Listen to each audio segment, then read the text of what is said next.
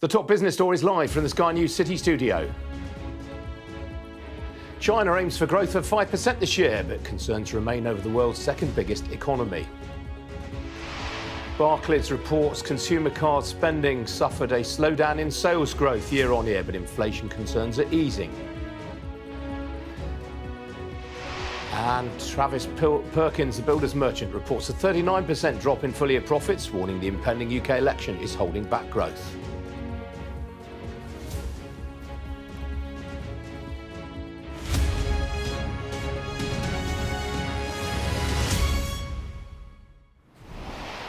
Good morning, this is Business Live with me, Ian King. Well, retail sales last month were hit by the wettest February on record, according to the British Retail Consortium. It said retail sales in February were up 1.1% on February last year, compared with the 12-month year-on-year average of 3.1%. Well, separately today, Barclaycard said that consumer card spending grew by just 1.9% year-on-year in February. That was the smallest growth since September 2022. Well, joining me now to talk about this is Karen Johnson. She's Head of Retail and Wholesale at Barclays Corporate Banking. Karen, welcome to you. This is looks very weather-related, doesn't it? Yes, it certainly was. It was it's a damp February all round, both in terms of the weather, which did have an impact in terms of how consumers chose to spend their available funds in February. But interestingly, what they did choose to spend it on does provide us with some confidence regarding the rest of the year. If we look at the holidays that people were booking, spend at travel agents and airlines was up significantly. And I think that goes to show where people have the confidence to invest their funds. We also noticed that spending at grocery was down, but that was impacted by the deflationary impact in terms of grocery prices and also lower prices at the fuel pump, which again is encouraging in terms of what's available for consumers to spend their funds on. Yeah, more broadly, you have noted a marked decline in the number of consumers who are worrying about higher prices, whether that's groceries, household bills, or other aspects of inflation. Yeah, they're the most positive they've been for 2 years. People are really starting to notice the impact of what's available at the end of the month in terms of their discretionary spend. We are seeing them, the feedback that's coming through from our consumers and our surveys, that their confidence about what is available, mortgage rates are looking forward are going to be starting to hopefully come down, which provides them with confidence. And we're seeing that with the grocery prices reducing, this is starting to mean that they are looking to spend their funds on other things. To the downside, spending on public transport was pretty low. That will be of great concern to our city centres, given the talk about constant working from home. Yeah, there was a lot of disruption to travel in February, both weather-related and obviously there's some industrial action, which did also impact. The footfall figures we've seen for February were lower than they were this time last year. But if consumers haven't been spending in the high streets, we're hoping that will return because we know how important customer experience is to them. And during February, they were spending more online than they did on the high street. But we've got some spring weather hopefully on the horizon, and let's hope that means people will start to return to the high streets during March. Yeah, absolutely. It was another awful month for the restaurant trade as well. Yeah, again, how much of that was weather related? Because we did see people actually spending more on experiences, as we call it, in terms of takeaways, fast food, and also digital content and subscriptions was also up. People were choosing to stay in and treat themselves as opposed to going out to restaurants. One thing that you also picked up on, Karen, which I thought was very interesting, was concern among some consumers about shortages of certain goods, and you singled out tea in this respect. Yeah, we've been aware in the business community, obviously, for some while about the impact of the supply chain disruption. But I think February was the first time that consumers have actually really seen this brought to life. I think the one that was in a lot of coverage by the media was about the tea shortages. with photos of shelves. And that, I think, has really brought it home how much the global, what's going on globally is actually impacting people on the high street in the UK. Hopefully that will resurrect itself. And I know most of the retailers have got good contingency plans to address the supply chain disruption and to minimise any impact on terms of sales going forwards. Now, we have a budget tomorrow. The Times is reporting that the Chancellor's going to cut another 2 percentage points from National Insurance. He did that in January. It doesn't seem to have translated thus far into higher consumer spending. Well, we've seen consumer confidence rising, but I think it needs to actually really see the impact in terms of what's available for their discretionary spend at the end of the month to be able to translate into spending going forwards. We have seen some encouraging signs. As I say, the data this month identifies how much people are actually spending in terms of holidays, which is very much a confidence vote. And if we do see benefits going forwards in terms of the announcements tomorrow in the budget, that will only spur on consumer confidence and spending this year. OK, Karen, got to leave it there. Appreciate you joining me today. Thank you. Thank you. Now, China's Communist Party today set a growth target for the country's economy this year of 5%. The target, unchanged from 2023, is higher than both the International Monetary Fund and World Bank's estimates for growth this year in the world's second biggest economy. Well, the target, unveiled by Premier Li Qiang at the National People's Congress, was accompanied by news that China will raise defence spending by 7.2% this year.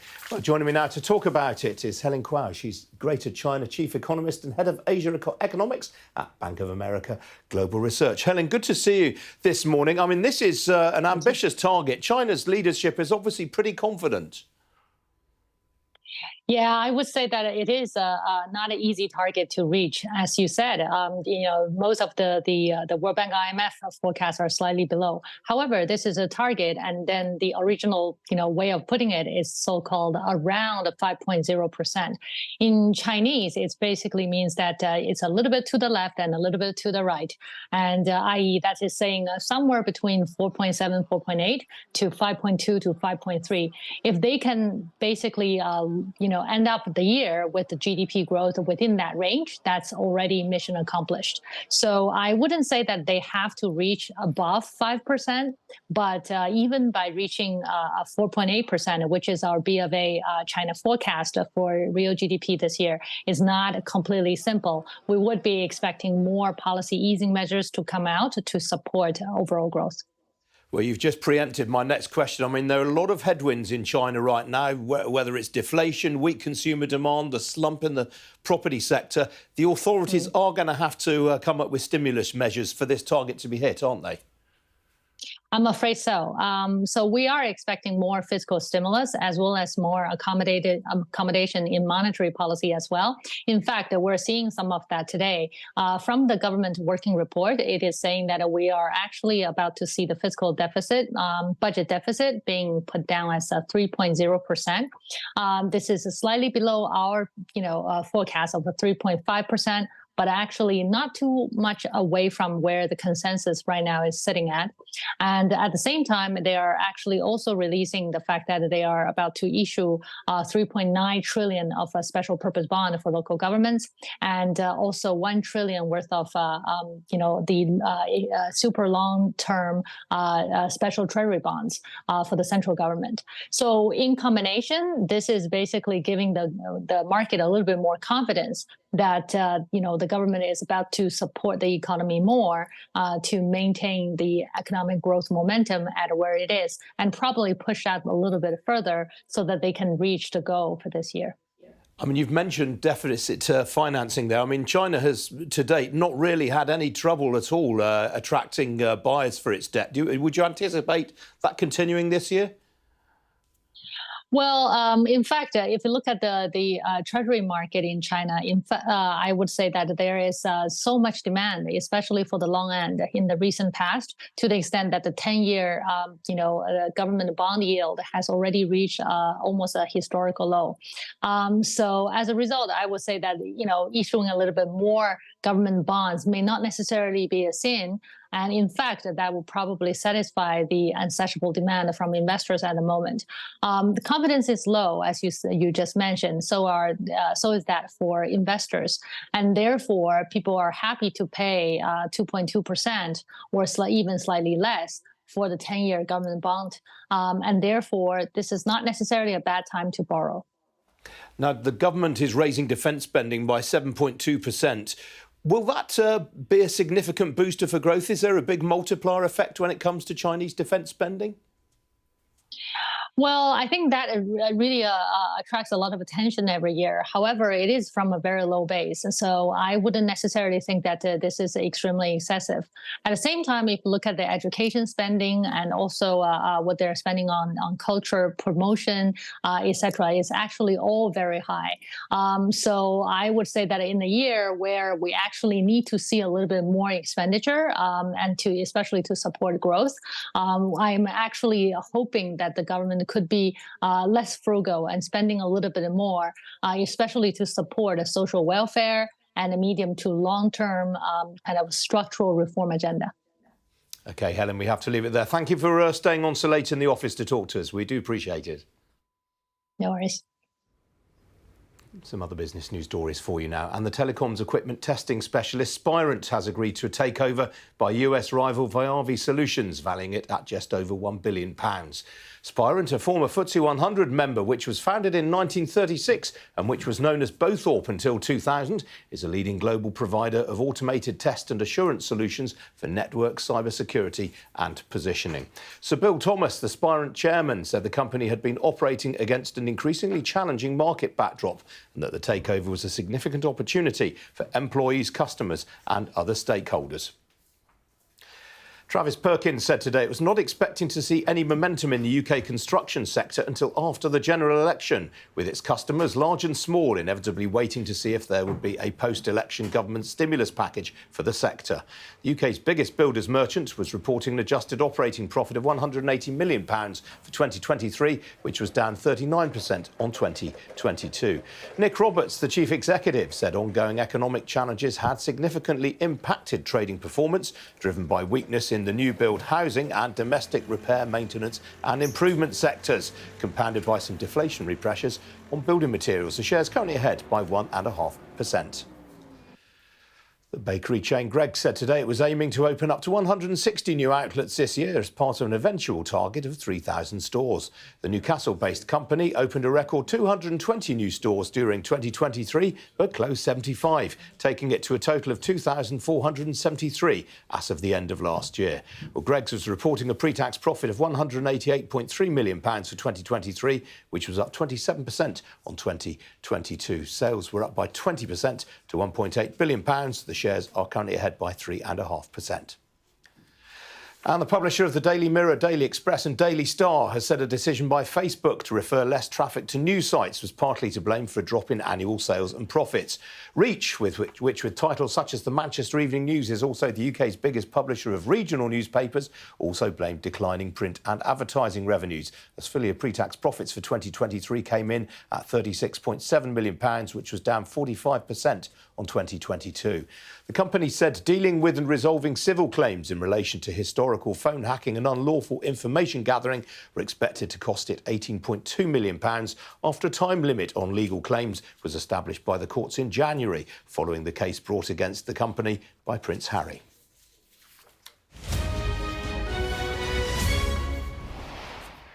Well, last night's sell-off on Wall Street was followed by a largely downbeat session in the Asia-Pacific region for equities. Only Shanghai bucked the trade, finishing slightly higher on the Chinese growth target.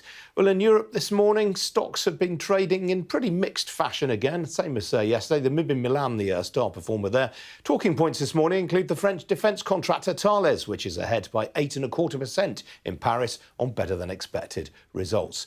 Well, here in London, again, the FTSE's been pretty mixed. It's more or less unchanged right now. Weakness in financial stocks are balancing out gains elsewhere. A lot of company results to get through today. The leading blue-chip gainer in percentage terms is is the testing and standards specialist Intertek. The shares currently ahead by just over 7%. Its results have been well received, as indeed they have been at the Mexican gold and silver miner Fresnillo. That's ahead by 2.25% just now. To the downside, the plant hire and tool rental group Ashtead is off nearly 6% on its results. The outlook statement is causing a bit of concern there.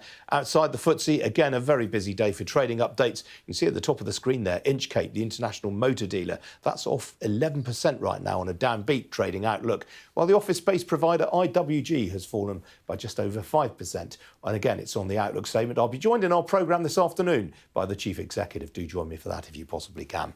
In terms of the gainers in the mid-caps, well, the flow control and instrumentation specialist Rotork is currently ahead by just over 6% after its full year results beat expectations.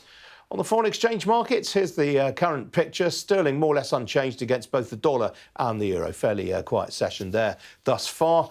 Meanwhile, the oil price has clawed back some of the losses it incurred on Monday. Well, I say that. It had done earlier. It's drifted into negative territory in the last half hour. A barrel of Brent crude will currently set you back $82.64 a barrel. That's off a little under 1/5% right now. But joining me this morning is John Wynne Evans. He's Head of Investment Strategy at Investec. John, good to see you this morning. Lots of results to plough through. I mean, Intertek is not one of these FTSE companies that we talk about very much, but it's nonetheless a bit of a hidden jewel in the market, you could say. I think so, yes. It's not a household name, certainly.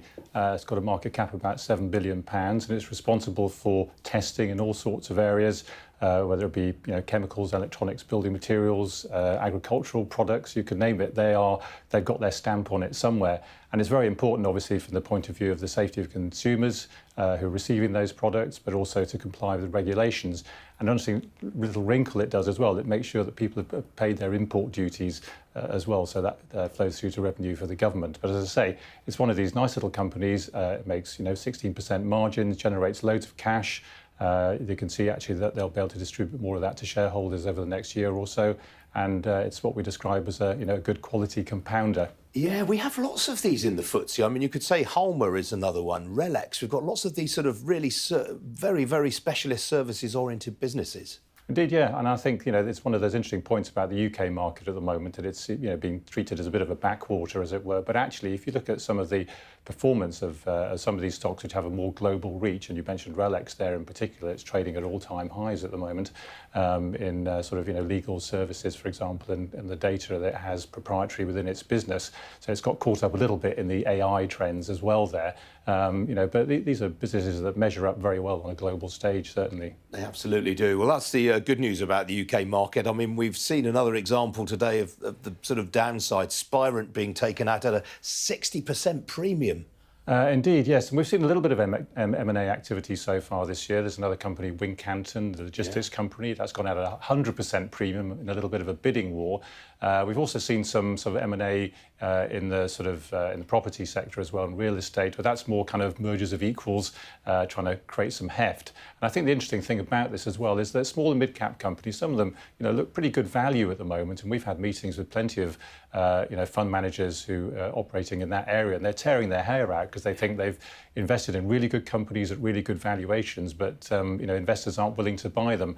And basically what we see is that one by one they're just being picked off by either foreign competitors, which is the Viavi thing today, for example, for Spirent.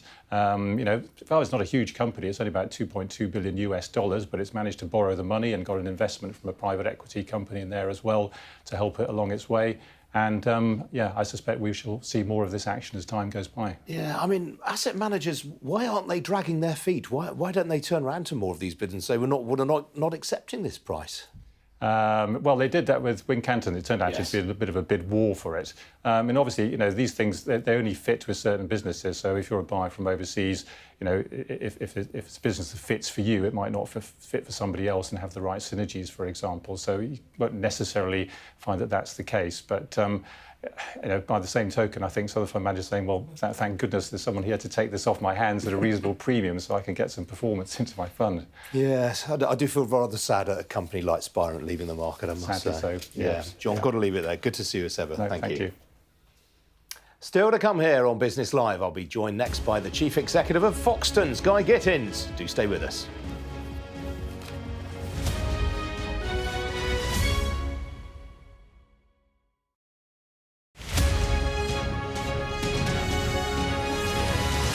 lymphedema is when your lymph nodes and part of your body don't work properly, and so the lymph nodes move swelling around the body, and they can't do that, so the swelling gets stuck, and so the fluid gets stuck and causes swelling.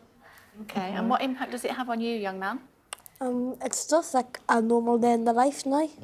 Sometimes I can't walk properly, and sometimes my leg gets really tired easily. You have it in both your legs and feet, don't you? Yeah. So tell me a bit more about the condition, Mum. So as Mary-Kate said, whenever the lymphatic system fails to work properly, the fluid that's transported around the body gets stuck in that area, causes extensive swelling, and in Mary-Kate and Ben's case, it's in both legs and feet. And it can be really difficult to manage for them, but we've struggled on, and it's now just part of our normal day-to-day life, and we're trying to make sure that allers know that there's help out there for it, and they can get on with things, and it can be a positive outcome. It can get sore and it can get tired very easily. Yeah. And my legs can feel heavy. So we just have to put lots of extra measures in place to make sure that their legs are safe. They're at very high risk of infection because the skin's stretched and the immune system's compromised. But we can once we have the good support and put loads of measures in place, they can do everything else that everybody else does. That's amazing. And his friends are very supportive as well. And, you know, we're very lucky. We have a great lymphedema service back home that have provided amazing support. And we have great support from the Lymphedema Support Network and the British Lymphology Society. There are charities out there, and some people just don't even know that they exist. So we've utilised a lot of their help to help Mary-Kate and Ben get to where we are now.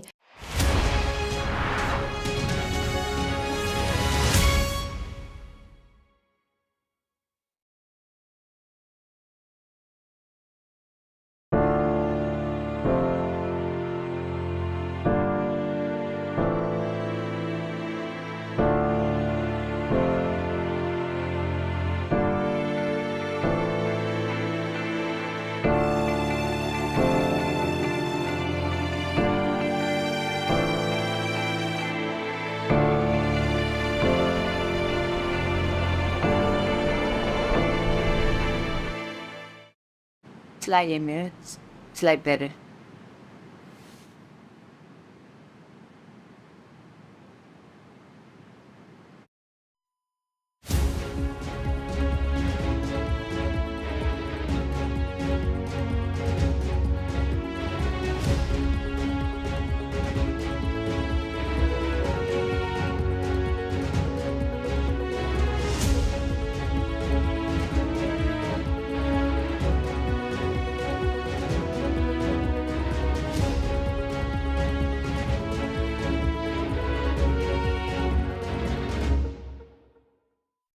Fly Emirates, fly better. Thank you. Welcome back. Foxtons said today it's seen a revival in demand among home buyers so far this year following the recent mortgage price war. The UK's biggest lettings agency and London's biggest estate agent said the number of properties on its books under offer at the end of February were up 31% on this time last year. The company, which derives the majority of its sales from the lettings market, was reporting an adjusted operating profit of £14.3 million for 2023, which was up 2% on 2022. And joining me now in the studio is Guy Gittins, the Chief Executive of Foxtons. Guy, good to see you this morning. I note that you're saying that rental growth is starting to cool off a bit. I mean, good news for tenants, I guess. I think it's good news for everybody, actually. You know, the market's been through this incredible period of supply and demand imbalance coming out of COVID, and we're just starting to see those numbers, fortunately, calming down. We've seen a lot of pricing increase last year. We think that this year will be much more stable, perhaps somewhere between 0 to 2% on the rental prices. But still plenty of turnover in the rental market. Huge turnover, and you know that only continues to grow for us as we continue to take market share, which is our focus, and that's where our organic growth will come from moving forward. Now, what about the sales market? You say that there's more activity. What's happening on pricing? We think pricing will be completely flat this year. Pricing came off around about 2% last year. Volumes last year came down 24%, so it was a real low point for market volumes. This year that will recover considerably. We've already seen at the very end of last year, and particularly coming into January, that applicant numbers, and that's the top of the KPI tree, really improved. We saw somewhere in the region of 24% increase in applicants. We've seen a subsequent increase in viewing numbers, and actually the dropping through now into under offers. We've seen a 31% increase in those numbers year to date versus the same period last year. So I think certainly the next 6 months ahead, subject to any considerable increases in mortgage rates, certainly looks much more buoyant for the sales market. It was a busy year for you on the acquisitions front. You bought Ludlow Thompson and Atkinson McLeod. How quickly can you absorb those, and how quickly again will you hit the acquisition trail? The great thing about the Foxtons unique operating platform is that we have a completely end-to-end CRM that's built in-house, unlike any other agent. That allows us to integrate these businesses at a far quicker rate. And actually, we brought forward last year the acquisition of Atkinson McLeod and Ludlow Thompson. Ludlow Thompson particularly being pulled forward at the end of last year, which means that we get the benefit of it this full year. And we will continue on that acquisition trail. There are over 3,000 independent agents across London, and we're out there talking to many of them to fill the hopper moving forward. Very interesting. Now, you talk in the statement about re-energising the culture. What do you mean by that? Sales is a transfer of energy. It's one of the things we teach at the start of everybody's career, and ultimately we have to build pride back into our teams. We've considerably rebuilt the headcounts. We've aligned remuneration with the outcome that we want to deliver for our clients and for our business. And we've really tightened everything up operationally to make sure that output per individual, the trainings that we're giving to individuals when they start the business, for example, has increased a tenfold increase in face-to-face training, and ultimately all of that means that we've created an environment now which is considerably more output per head, and ultimately that's what's going to drive the business forward. For a typical employee, what's in their compensation? How much of it is variable and how much is fixed? Around about 20 to 30% is fixed. That's their basic salary, and the rest of that, if you're working in the front office as a negotiator, that will be on commission. And of course, we have a tiered commission structure. So the more sales you're achieving, the higher up that commission tier you go. So people are heavily incentivised to deliver good sales, and ultimately that's all about delivering the right service and the best price. Now, we've got a budget tomorrow. Anything you'd like to see from the Chancellor? Lots of things I'd love to see. We have to help first-time buyers continue to get on the market. That's critical. We'd love to see anything that will improve supply within London of new homes, but I think that's very difficult. And also, most importantly, anything that will entice and encourage landlords back to the sector. That's absolutely necessary, because without that, we can't have a long-term sustainable lettings market for tenants, which is what everybody in London wants to see. OK, Guy, got to leave it there. Really busy for you on results day. We do appreciate you sparing 5 minutes to chat to us. Thank you. Thanks for having me. That's it from me for the time being. I will be back at 4:30 with our afternoon edition of Business Live. Hope very much to see you then. Among my guests will be Mark Dixon, the CEO of IWG. Thanks very much for joining me this morning. Hopefully see you later on. Cheerio.